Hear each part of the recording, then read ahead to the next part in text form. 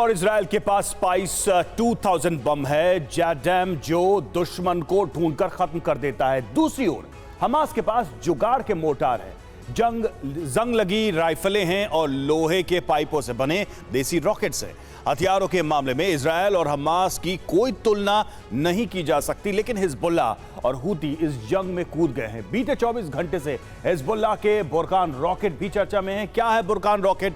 Yemen के Houthi विद्रोहियों का यह हथियार हिजबुल्लाह के पास कैसे पहुंचा, देखिए हमारी ये खास रिपोर्ट। 4 नवंबर 2023, जाल अल आलम, उत्तरी इजराइल।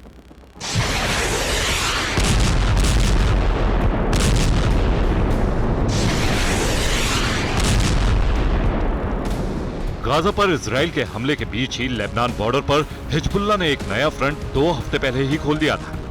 इजरायली सेना को इसका अंदाजा था, लेकिन इस बात की भनक इजराइल को नहीं थी कि हिजबुल्लाह के लड़ाके इस बार गाइडेड मिसाइल से हमला कर देंगे।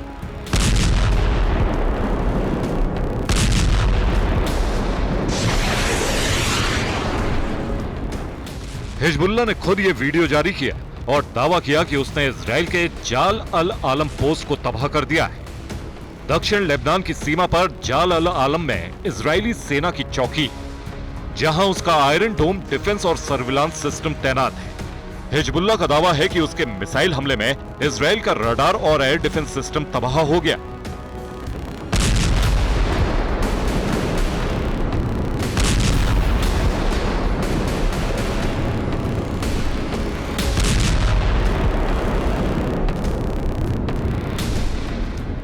इजराइल के लिए इससे भी चौंकाने वाली बात यह है कि हिजबुल्लाह के लड़ाकों ने पहली बार बुरकान रॉकेट का इस्तेमाल किया।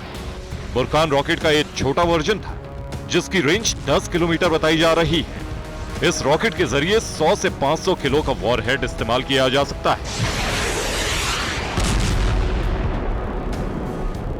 हमास से आर पार की जंग लड़ रहे इजराइल के लिए हिजबुल्लाह के इस हमले को खतरे की घंटी माना जा रहा है। इस जंग में हिजबुल्लाह के सक्रिय होने का सीधा मतलब है कि इजराइल को अब हमास के जुगाड़ वाले हथियारों के साथ साथ हिजबुल्लाह के आधुनिक हथियारों से भी जूझना होगा। आपको बताते हैं कि हिजबुल्लाह के पास कौन कौन से हथियार हैं और कहां से मिले हैं। हिजबुल्लाह के हथियारों के गोदाम में सोवियत संघ और रूस में बने आरपीजी यानी रॉकेट प्रोपेल्ड ग्रेनेड लॉन्चर है, जो उसे ईरान से मिले हैं। हिजबुल्लाह के लड़ाकों के पास सोवियत संघ के दौर में बने एंटी टैंक गाइडेड मिसाइलें भी हैं, जिनकी सप्लाई सीरिया और ईरान से होती है। सोवियत संघ में ही बने एंटी एयरक्राफ्ट गन के 3 मॉडल हिजबुल्लाह के पास हैं, जो लेबनान, सीरिया और ईरान ने दिए हैं। चीन में बनी टाइप 63, सोवियत संघ की PM-21 ग्रैड और PM-27 उर्गान मिसाइलों के अलावा ईरान में बनी फज्र, फल्क, ज़िलज़ल और फतह मिसाइल भी हिजबुल्लाह के पास है, जिनकी रेंज 8 किलोमीटर से 500 किलोमीटर तक है।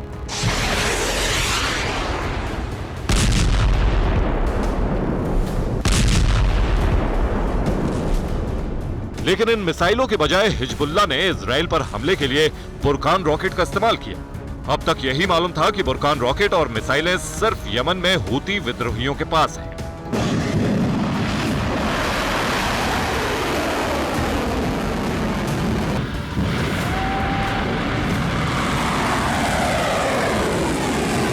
हूती विद्रोहियों ने बुरकान मिसाइल से पहली बार हमला साल 2017 में सऊदी अरब पर किया था।